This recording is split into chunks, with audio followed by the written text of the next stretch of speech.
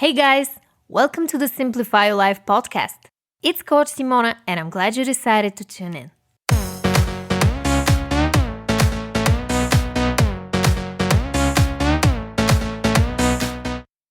What's up everyone?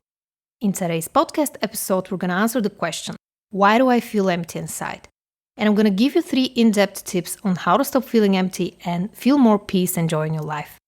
Now let's jump right into it.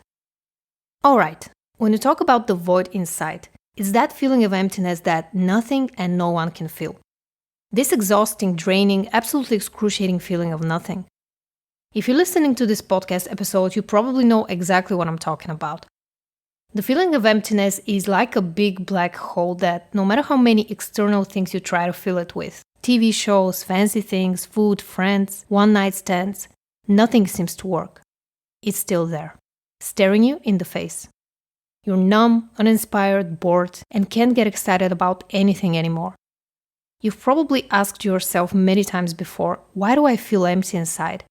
And although you may know the shallow top-of-mind answer, there may be a bigger reason behind it. The first possible one is that you may have experienced childhood neglect. Maybe your parents were abusive or absent, maybe you felt lonely most of the time, and disconnecting from your feelings was your way of surviving. Another reason may be that your needs were left unmet. You wanted to feel loved, cherished, precious, but all you received were gifts instead of attention or affection. The problem is you internalized this as a way of coping with the feeling of emptiness. So now you continue the cycle without addressing the fundamental issue, your unmet needs.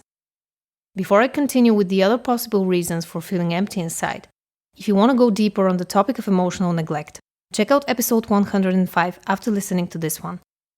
And if you think the main cause for feeling empty is not meeting your own emotional needs, I recommend listening to episode 38 next. I will link them both below. Now, let's go back to the question, why do I feel empty inside? Aside from childhood trauma and neglect, you may be feeling empty because your life isn't going the way you want it to. You may be stuck at a job you don't like, or you may be unsatisfied with your relationship, or feel lonely because you can't see your friends during these difficult times of social isolation. Now, let's explore the last possible reason why you may be feeling empty, and that is depression, anxiety, or another mental health related issue. If you haven't gone to therapy and you're experiencing painful, recurring suicidal thoughts or debilitating anxiety, please seek the help of a professional. I think investing in therapy is one of the most life-changing things you can do for yourself. So if you suspect the problem lies deeper and it's been affecting your life for a long time, I recommend seeking further help. An important point I want to make here is that you may have tried distracting yourself before with video games, binging Netflix, eating junk food, drinking alcohol, and so on. You tried everything to be able to feel anything. I know exactly how that feels like because I felt numb for years. In fact, I couldn't cry for years. It took me a lot of inner work to be able to reconnect with my authentic, vulnerable self again and feel brave enough to face the emptiness inside, without fearing that it would completely consume me. Now, let's move on to the next part of this episode, which is going to be all about what you can do to embrace the void. And I will share with you my 3-step process on how to stop feeling empty. My first tip is to observe your thoughts. As a cognitive behavioral therapy practitioner, I often work with my clients on observing and reframing the so-called negative thoughts into more compassionate and loving ones. The key here is to recognize that your feeling of emptiness has a direct link to your unhelpful thoughts. Your inner critic has a way of pushing your buttons in an attempt to keep you safe. It may say things like, I'm so stupid, I'm worth nothing, nobody cares about me, I don't deserve to be happy, I'm not worthy of love, I'm a bad person, I will die alone. The important point I want to make here is that none of this is true. This is your mind talking to itself. It's saying things that you've heard as a child or felt as pressure from society. It's not you. What I want you to do next is download the Automatic Thought Record tool. It's completely free. I want you to download it and fill in the most hideous, fearful, awful thoughts that you can think of on a daily basis.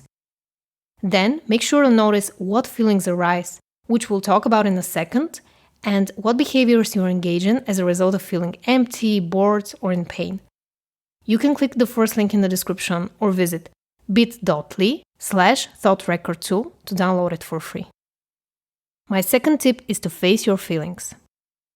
I know this is a scary one, and you probably would give an arm and a leg not to do it.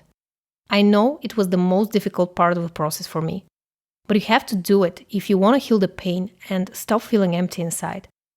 Your feelings are your inner compass. They're showing you where you've neglected yourself. They're the indication that you've not been good to yourself. They're telling you that you've abandoned your truth and now it's time to go back to it. Now, there are many ways to face your feelings. You can sit alone in a room for 10-15 minutes, and when you feel that inner resistance, you can simply say to yourself, "It's okay, let it all out. I'm here," and trust yourself to be vulnerable. It's just you. No one else is going to see you, judge you, or mock you. It's you and you alone. If you're scared that you may cry or get really angry, make sure you have a soft pillow if you need something to hit, or a warm blanket to soothe yourself if you feel sad. Let it all out. Breathe deeply and take a moment to respect the pain that you've accumulated inside. It's your birthright to express yourself authentically. It's finally time to embrace yourself as you are, the way you needed someone else to embrace you a long, long time ago. If this sounds too straightforward to you, or you're feeling afraid of expressing your feelings, you can also try meditation. It's a great way of calming down, observing your thoughts and feelings, and peeling down the layers of resistance. Another way to face your feelings is to listen to sad or angry music. I recommend doing this at home, preferably when you're alone. Give yourself the permission to scream or cry. Music will distract your thinking mind and help you get deeper into yourself and actually feel what's going on inside. Now that you've faced your feelings, my next tip is to connect with others.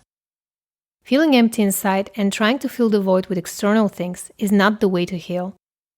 After understanding your mind better and facing your feelings, it's time to focus on giving and receiving love. When we're kind and generous with others, we feel joy, happiness, and fulfillment inside. Let me give you an example. If you feel empty inside, that means that you're too invested in your own story. You're constantly feeling like a victim or a villain. The interesting fact is that they're different sides of the same coin. It's still your inner critic talking. It's trying to protect you from getting hurt by not feeling anything. You've wasted so many years listening to it. At least I know I did. I rationalized my fear of being vulnerable as preserving my pride and dignity. We all need to connect, feel loved and cherished. No matter how much you try to live life without others, you'll always crave that sense of belonging and love. You may feel empty because you've forgotten how to give and receive love. Here's how you can connect with others. Give, and give again. Think of a way you can help someone. If you're not sure how, ask them, "What can I do to support you right now?" Be gentle and kind. Call a friend you haven't heard from in a while. Or if you live with someone, go give them a hug and a kiss. Show affection. Pay attention to what they're saying. Be present when you're interacting with them. The more you focus on helping others, the more fulfilled and joyful you will feel inside.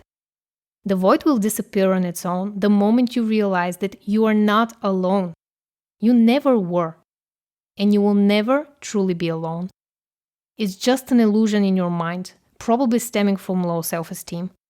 If you want to learn how to become more confident and overcome your insecurities, I recommend you check out my YouTube video on Confidence Next. I will link it below. Thank you so much for listening. If you found this episode helpful, please like it. And subscribe to my channel if you don't want to miss out on my weekly podcast episodes.